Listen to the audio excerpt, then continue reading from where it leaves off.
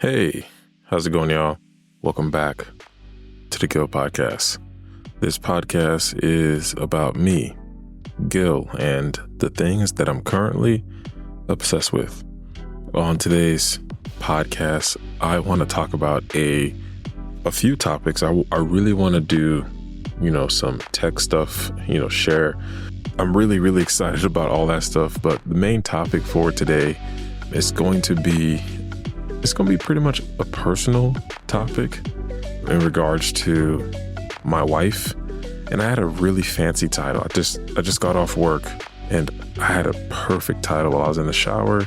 And I was like, oh yeah, this is such a great title. I'm gonna, freshen up and record. And I had the title in my head, but I can't remember it.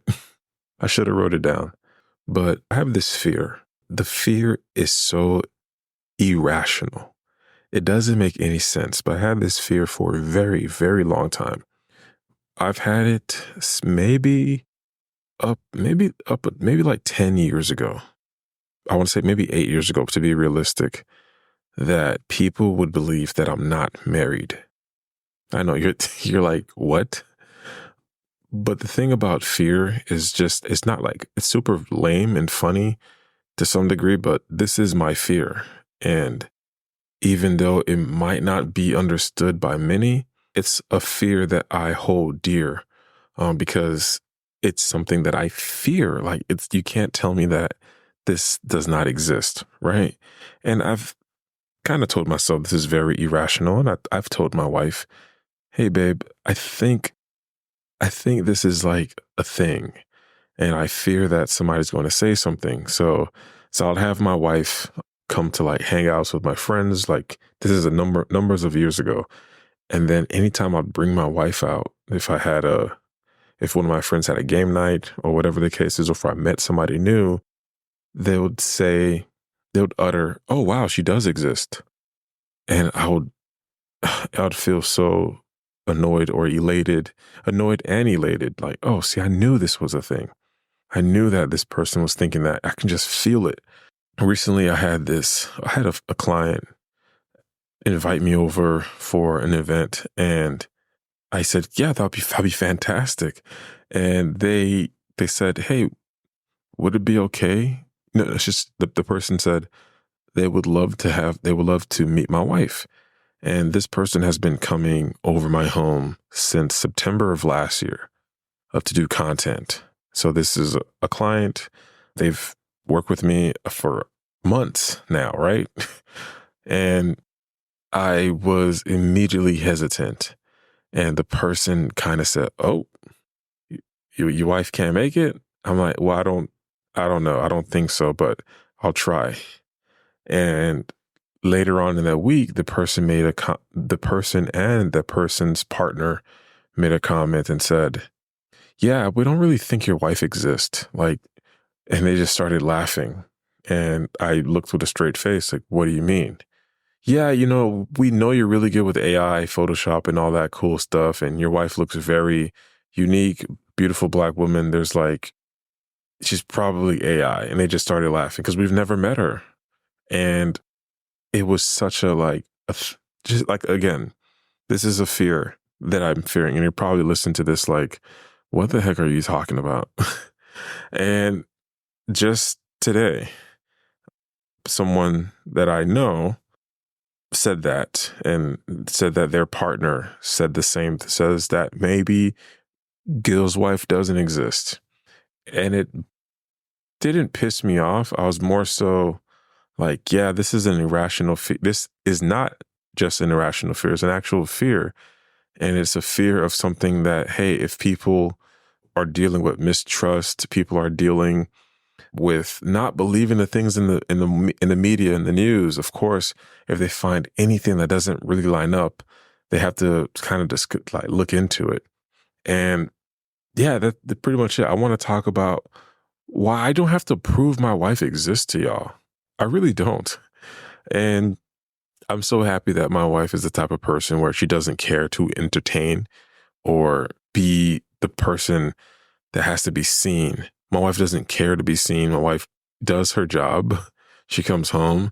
She does an amazing job upkeeping the home, helping me with my business, cooking, doing whatever she needs to do to help her mother, to help my family, to help my mom, to help my dad. And none of that is being recorded. My wife isn't on social media showcasing that she got her hair done and nails done. My wife isn't on, not that there's anything wrong with that. It's just that that isn't her personality. So for someone in 2024 to not see a woman, especially a Black woman, be parading herself on social media, showcasing every moment of her day, all her emotional feelings, her distress with me or her distress with family and friends on social media, they will deduce to the fact that she does not exist. But I will counter with that and says that she does exist because her feelings are discussed in a mature and respectful and professional way where we discuss them together, we learn and grow together. And I just kind of wanted to talk about that. Like this is my experience of people coming up to me and telling me that my wife doesn't exist. And I'm only doing this podcast because it happened twice this week. Well, this month. It happened twice. It happened today and it happened a couple of weeks ago in the month of June. And you're like, you're probably going to tune out here, but I think this whole thing's kind of started with the whole catfishing culture. Back in, I want to say like 2014, 2015, there was this term called catfish where people would be online dating or online hanging out and they have this persona, a bunch of photos on their Facebook or their dating profiles. And you'll assume that this is this person, this is their life. And it's not. And that pretty much influences people's perception to basically think that everything is a lie, especially with the rise of AI. I think my life is really like on a pendulum swing back and forth. We're back to catfishing, but catfish is now AI. So instead of somebody finding, horrible Photoshop images of people or horrible cell phone images of someone like in Arkansas, like now you can pretty much generate a whole identity with AI. And yeah, it's interesting. So now we're back to the catfish era, but it's catfish 2.0. And this really, really, really does validate people's perception that my wife doesn't exist. In my mind, I'm thinking, yeah, this person is sitting with their wife, sitting with their husband, and they're saying, I don't think his wife actually exists. My whole thing is what drives people to think that is this whole catfishing era. Like they've been through the catfishing phase and everybody's sharing everything. Everybody's on social media. Again, like I said, sharing the day to day. I have people that I know who everything that is going on in their life, whether you want to or not, you know it. Whether you want to or not, you know exactly what's going on in their life. I don't think people practice privacy. I think privacy is probably like another thing. I have a female friend of mine, and she pretty much was saying that my wife could at least like share a selfie every once in a while or like share like, she's going out eating. Like we don't even know she eats. We don't know what she likes. I was like, for what? For what exactly? We have to respect that other people might have other needs for privacy, and people need to respect people's boundaries. With social media, you can quite literally post something where you're at and somebody can judge you for eating where you're eating. People can give insight about your day, whether you asked or not, but it's because there's a comment section on the post that you made. So you're welcoming people talk about you. And even if you make your content private, make it a way where people can't leave a comment, I can still screenshot it, send it to a group chat, and we laugh at you or we judge you. Like people do that. It's weird, but it's on the internet. So why would my wife, knowing that, subjugate herself to something like that? Like what are some aspects of that people don't really understand? Like we need to understand privacy, right? I don't know. So I think people, also another thing that I wanted to point out, people are, people only want to see my wife or do anything, like anything that is not available to them. They only want it because they don't have it. And my wife is not special by any means. Like, she's my wife, but she's just a person. But I've noticed that among my friends, they would make comments, hey, at least I, had dinner, or I sat down with, with your wife, and I know she exists, or, hey, at least I know that I'm one of your good friends that actually got to meet your wife. And I'm like, that's not a thing that you should like wear as a badge of honor. She's just a regular person. She eats, poops, sweats, cries, sleeps just like everybody else. She just so happens to be my partner. I didn't want to say wife there. I pretty much said it like 100 times, and this podcast is like 12 minutes long already. But yeah, I think I don't want to like harp on it too much, but these are like my final thoughts. So for the people who asked me, I sent them a podcast from 2020 that me and my wife did. We had a podcast called Our Moments. We did 2 episodes. It was fun. And my wife was done. She was like, this is not for me. This was great. I loved it. Thank you for sharing this experience with me. It's fine. And I was really upset. I'm like, what's wrong with you? Like, don't you want this? Everybody else is doing this. She's like, well, I don't really want to. I did 2, we did 2 episodes, and she was like, I'm good. So, again, my final thoughts is people need to focus on privacy, respecting people's boundaries, and no is a no. You're not special. You're not special. Someone insinuated that they themselves, they're a paying client. They kind of deserve to see my wife. And I'm like, this is hilarious. But that's where I'm going to leave that. I'm going to put this up on the YouTube podcast. So if you guys are interested in this topic and want to see the episode or listen to the podcast with me and my wife, please let me know. But let's get to the content stuff. I just did a live stream the other day. It was really fun. It was random. I really wanted to do a video about my setup 2.0. Like, just I made a few changes to my podcast setup, and I was like, this will be a really cool way to like showcase it, talk about it. And I did it standing up. So I had my, what do you call that? The Elgato arm. This is the telescoping arm for the Elgato key light. I telescoped it up a little bit higher. So instead of it, and which will enable my camera to be higher. So that way I can be standing and I'll be in focus. So for it to make sense, the telescoping arm is holding my camera. And my camera, if you know my setup, I'm using an auto pull to suspend my camera from the ceiling. And so, yeah, I did the whole live stream standing up for 1 hour and 58 minutes. I can't believe I was standing for that long, and I wasn't tired or anything. I was super excited. I had some really dope people that came into the chat. But the majority of the thing that I was talking about, that they were asking me, that was about podcast production, equipment, my space. I had this gentleman came in and he was asking about the size of my room.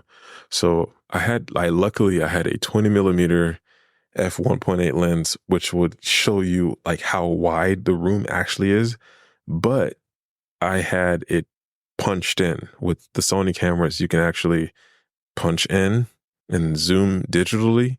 So when I zoomed out to the native 20 millimeters, they were like, whoa, that room is small. And I'm like, yeah, it's a small room. It's not a massive space. So, and then I got to show them how I'm utilizing a Elgato wave arm that I recently just bought an extra one so that I can use as a shotgun mic holder. Is going to hold my shotgun mic. The mic that I have for a shotgun is the Rode VideoMic NTG.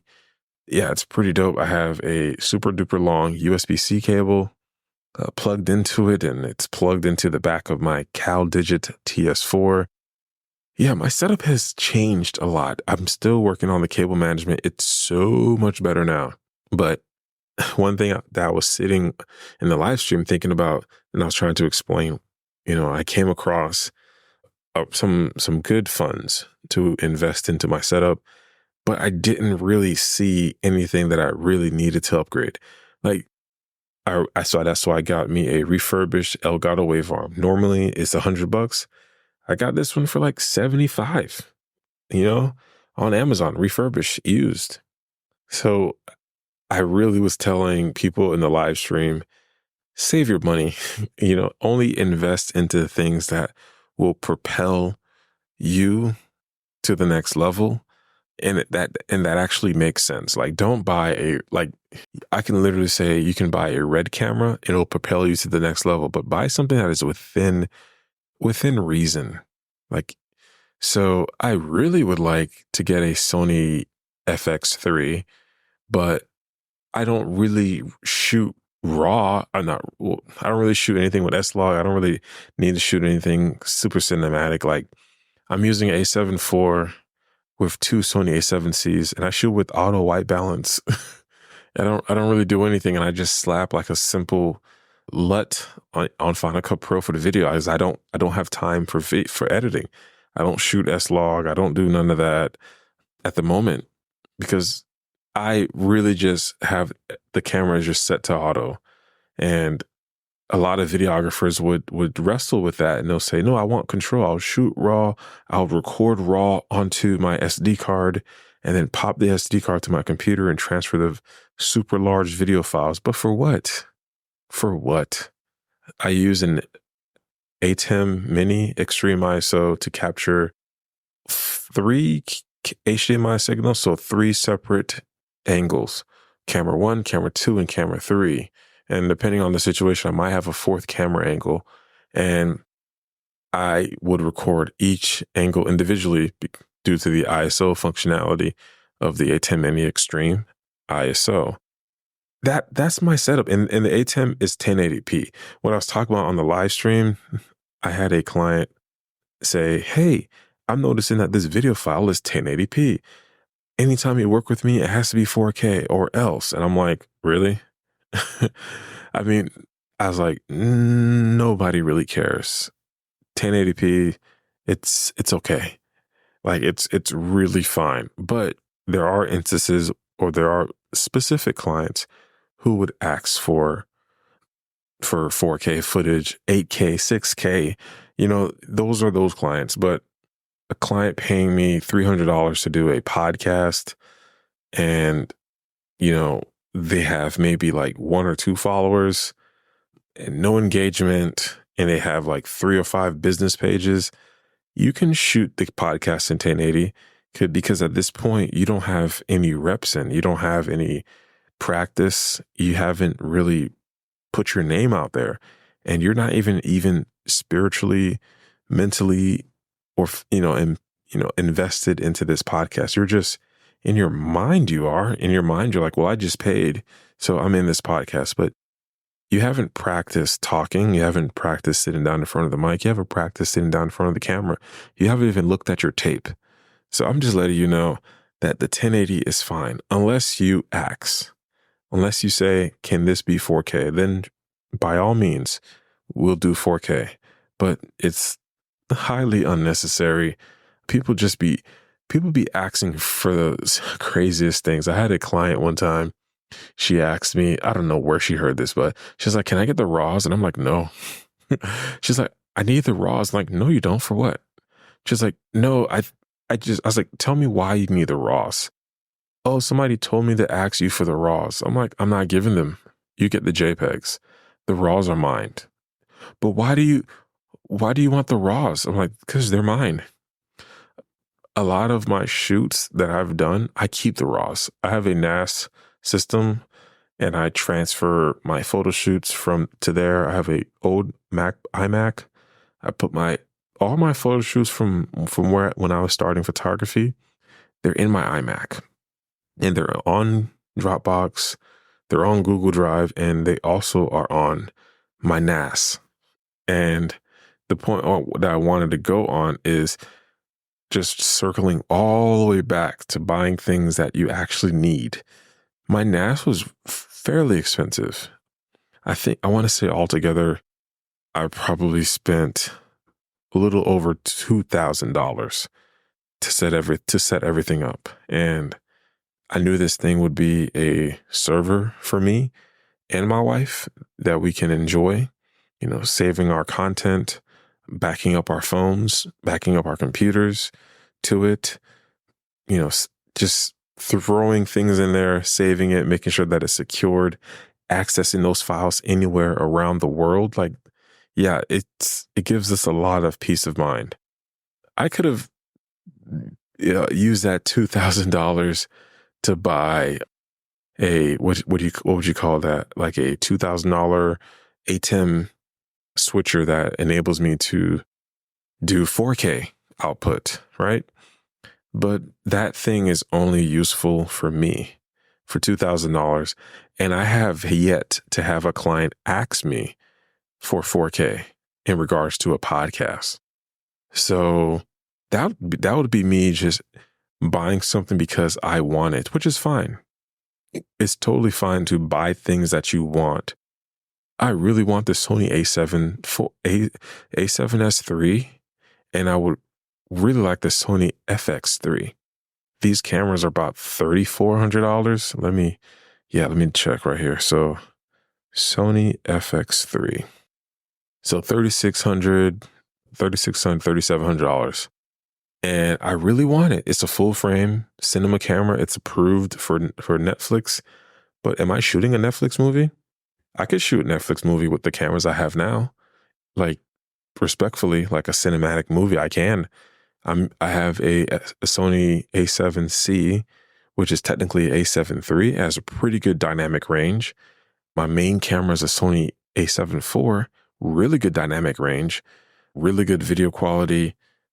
I can use that, but I'm not trained in, cinematography to that regard. I can start learning it, but for me to invest in something and not use it in its full potential, I think would be extremely irresponsible. And yeah, that's me. Also, I think the example that I gave on the live stream was I have a Toyota Tacoma.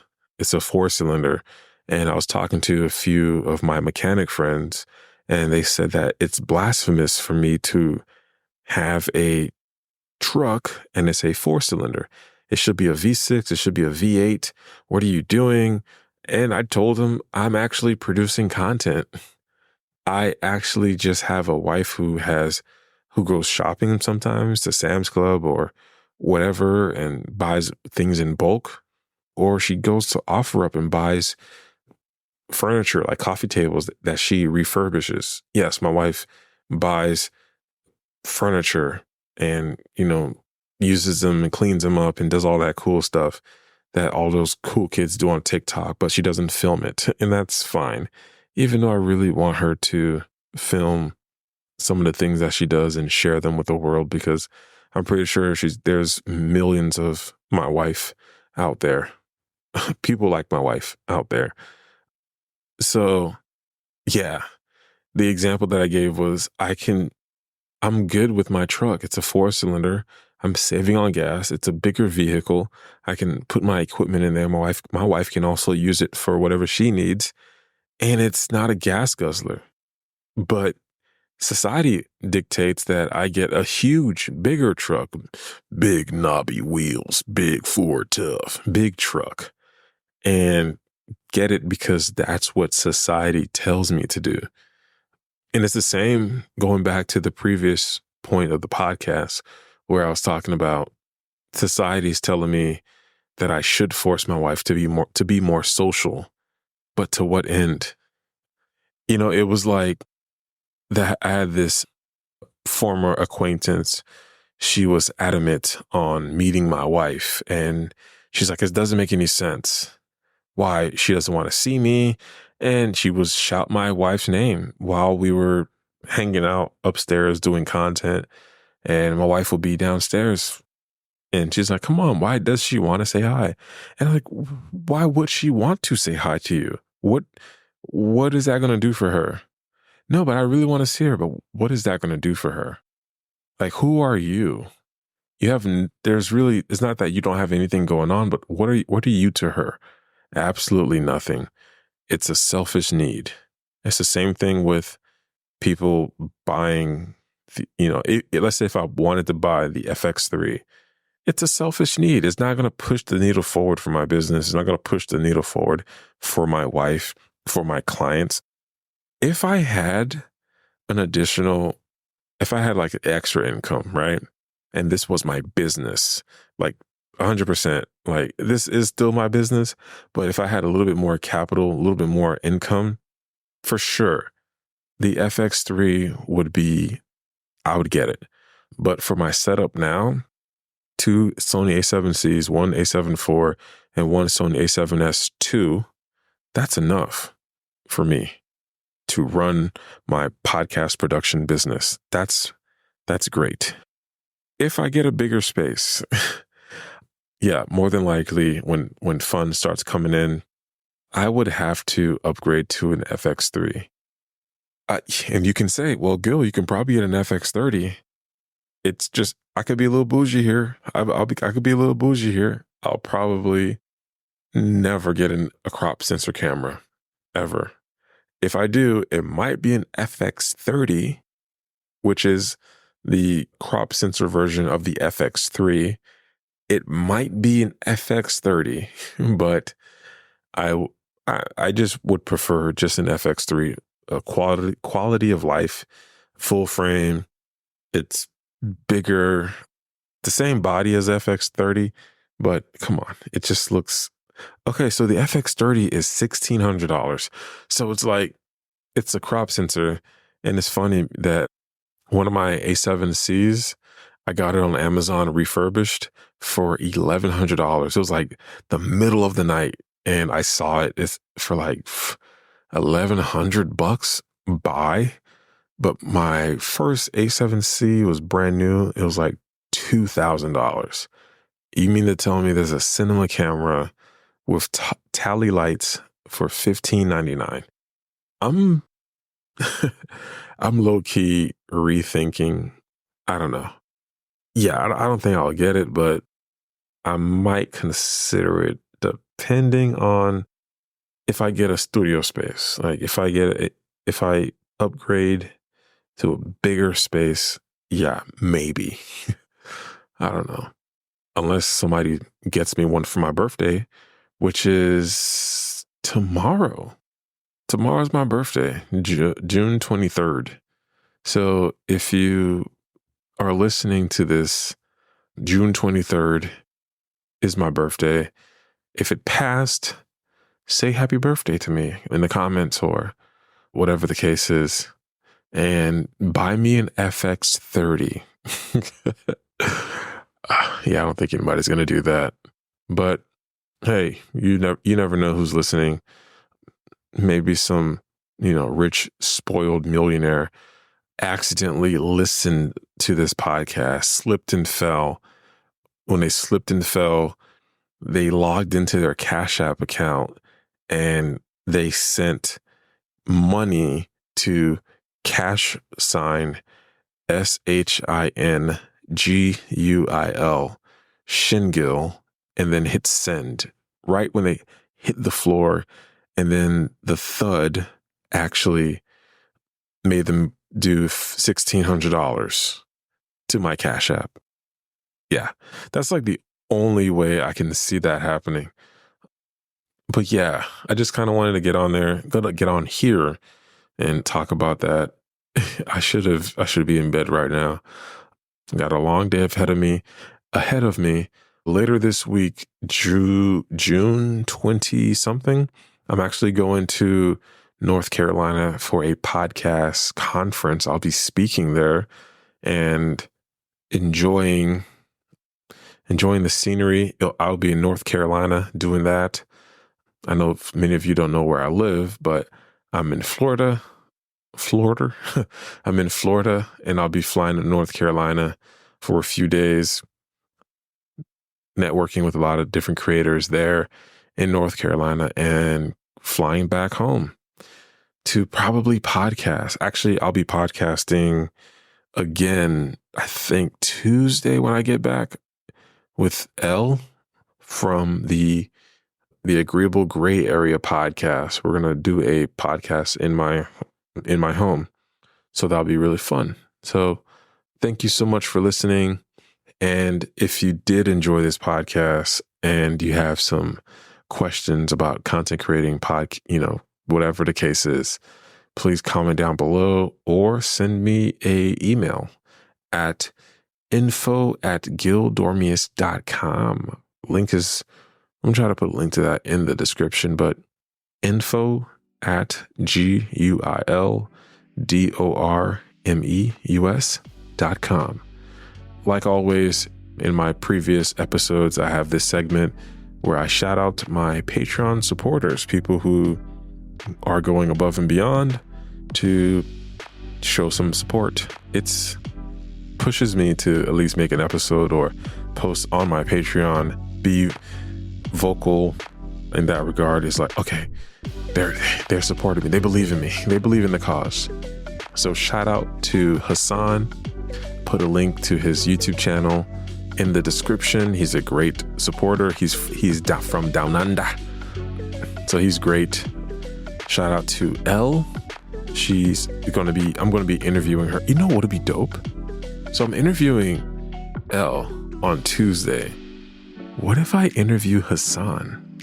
That'll be interesting. It'll be, okay, hold on. So for me to interview him, if he's from Down Under, let me see, Australia. How do you spell it? Okay, Australia time to Florida time. So currently at this moment, it's 6:56 p.m. in Australia, and in Florida, it's 5 o'clock in the morning. Yeah, I'm caught. Yes, I'm listening. I'm recording a podcast at 5 in the morning. When inspiration hits, it hits. So I'm gonna get out of here. And lastly, but not least, my first Patreon supporter, really, my wife, Alexandra.